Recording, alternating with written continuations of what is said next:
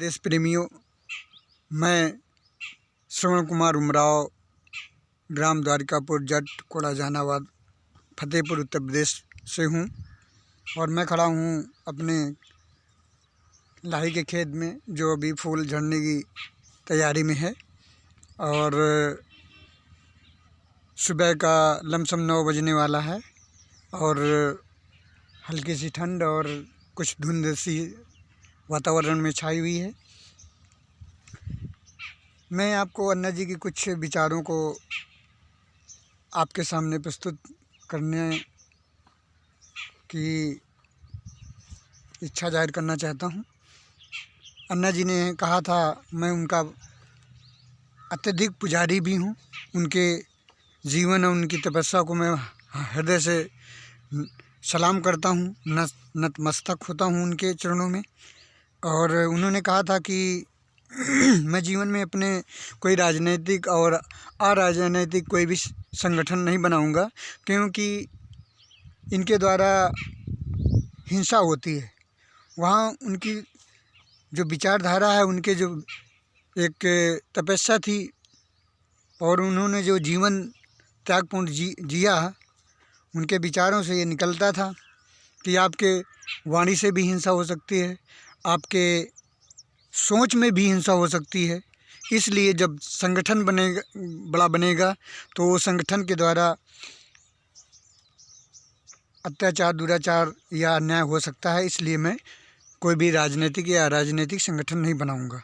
बहुत पवित्र बात कही थी, मैं उनका सम्मान करता हूं। लेकिन उनकी ये बात को मैं बहुत रेयर मात्रा में स्वीकार करता हूं। वो इसलिए कि कानून के अंदर दिया है कि बहुमत की सरकार ही सरकार बना सकती है। यदि बहुमत पाना है तभी सरकार में बैठ सकते हो। जब सरकार में बैठ सकते हो तभी आप कोई भी न्याय की लड़ाई कायदे से लड़ सकते हो।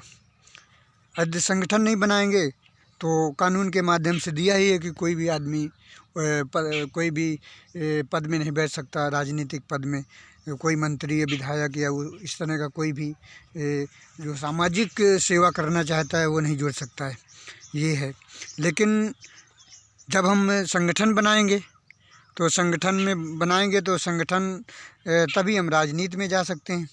तो संगठन बनाएंगे तो फिर इनके आदर्शों का पालन नहीं हो पाएगा। अन्ना जी के समस्या यहाँ पे खड़ी होती है।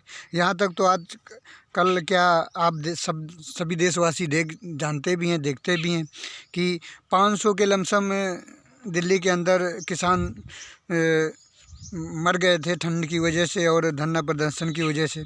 फिर भी सरकारें कुछ नहीं सुना था। तो यहाँ एक व्यक्तिगत आदमी का कौन लोग सरकार में बैठे लोग सुन सकते हैं। सरकार की तो ये हालत है कि यदि आप रुपया नहीं दोगे, पैसा नहीं दोगे, घूस नहीं दोगे, तो आपका काम नहीं हो सकता है। आपकी कई पीढ़ियां मर जाएंगी, लेकिन आपका स्वच्छ ढंग से काम नहीं होगा। क्योंकि सिस्टम बना दिया गया, जनता के अंदर एक बिल्कुल ठूस के भर भी दिया गया है कि ये जो कमीशन खोरी है, ये जो रिश्वत चलता है, ये एक सरकारनामा है, एक सरकार का एक आदेश की तरह लोगों के बीच में और जनता के बीच में घर गया है। क्यों ना घरे? क्योंकि मैं जानता हूँ कोई भी ऑफिसर किसी भी विभाग में जाइए, किसी भी ऑफिस में जाइए, बिना पैसे के एक भी काम आपको हो नहीं सकता। कि आप कितना भी प्रयास करो नहीं हो पाएगा। अब कानून के अंदर कितना एक भद्दा मजाक किया गया है कि वो कहा गया है कि वो घूस लेने वाला और देने वाला दोनों दंड के अधिकारी हैं, दोनों को सज़ा होगी। क्या एक खिलवाड़, एक नाटक की तरह होता है। अब इसमें मैं कहूँ कि मैं ये काम करवाने के लिए ये ऑफिसर को इतना रुपया दिया है, तो फिर मैं जेल जाऊंगा और ऑफिसर भी जेल जाएगा, और जो नहीं दूंगा तो मेरा काम नहीं होगा। यदि मैं ईमानदारी से जीना चाहता हूं तो मैं क्या दुनिया का कोई भी इंसान होगा, या तो वो सन्यासी बनेगा, या तो वो आतंकवादी बनेगा, या फिर आत्महत्या कर देगा। 3 ऑप्शन में कोई न कोई करेगा। ये बिल्कुल पवित्र एक निर्णय है और पवित्र सोच है और पवित्र एक विचार है जो मैं आपके सामने प्रस्तुत करता हूँ। आप कहीं भी जाइए, देख लीजिए, मुझे कहने की आवश्यकता है, आप भी जान सकते हैं और जानती ही भी जनता। लेकिन अब उसके अंदर एक ऐसा बना के के रखा गया है, एक उसकी माइंड को डाइवर्ट करके रखा गया है कि भैया पैसा देना पड़ेगा तभी तो काम होगा। तमाम सारे सिस्टम बना के रख दिए जाते हैं, भ्रष्टाचार ना हो और ये ना हो और इस तरह का है, लेकिन वो फलता फूलता रहता है। और अगर आप पैसा नहीं दोगे काम नहीं होगा, ये 100% क्लियर है। तो मैं जीवन में यही जान रहा हूँ कि अकेला हर इंसान सब कुछ कर सकता है, हर मंजिल पर प्राप्त कर सकता है और हर लक्ष्य को प्राप्त कर सकता है, हर काम कर सकता है, लेकिन ये भ्रष्टाचारियों से नहीं लड़ सकता, क्योंकि कानून के अंदर दिया है कि बहुमत की ही सरकार सत्ता में बैठ सकती है।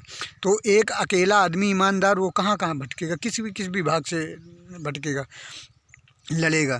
यदि आप ज़्यादा सच्ची बात कहते हो तो कानून ही इतना भ्रष्ट है और इतना शासन प्रशासन भ्रष्ट है कि ये आपको न जाने कितने केस लगा के जेल में डाल देगा, पड़े रहो वहीं जेल पे। ये हकीकत है। तो जनता को ये जागरूक होने की आवश्यकता है कि जो एक ईमानदार प्रत्याशी उसको आगे लाइए। और रोज़ नाटक देखते होंगे सब, अपना अपना कोई क्या कर रहा है, कोई क्या कर रहा है, सब अपना चुनाव में जाने के लिए सब अपनी अपनी अपने ढंग से तैयारियां करते रहते हैं, लेकिन जब चुनाव में आते हैं तो वही हकीकत मिलती है कि जो आज हम आज़ादी के बाद से देख रहे हैं वही आज भी चल रहा है। ये सारी हकीकत है।